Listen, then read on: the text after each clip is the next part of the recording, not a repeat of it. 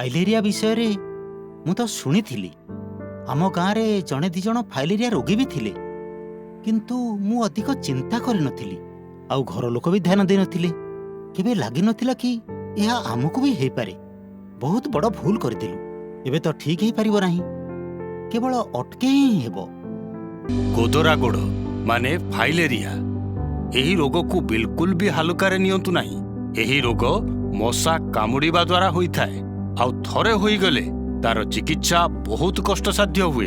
आउ आपण तो जानिछंती जे केवल यह स्वास्थ्य उपरे नुहे, ए रोगर प्रभाव जीवन जीविका आउ सामाजिक जीवन उपरे भी पड़ी थाए।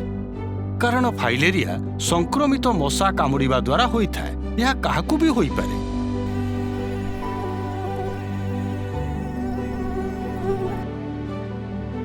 जड़े संक्रमित व्यक्ति अन्य लोकों पाई बेमारी रो कारण होई पारे।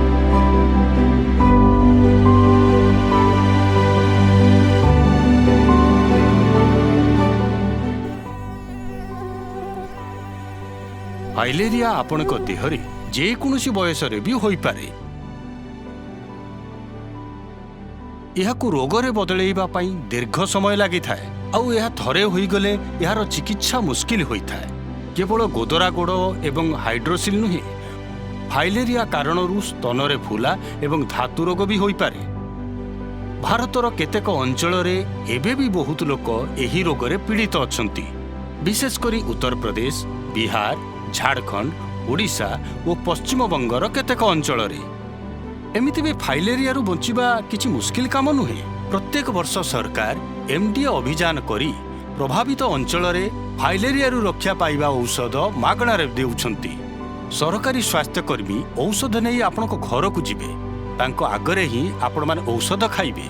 एमडीए अभियान समय रे प्रति वर्ष ए औषध खाइबा फल रे आपण निजकू एवं आपनको परिवार को फाइलेरिया रु रक्षा करि परिबे। मने रखिबे, फाइलेरिया को दूरेई रखिबाकू मशारी व्यवहार करिबे।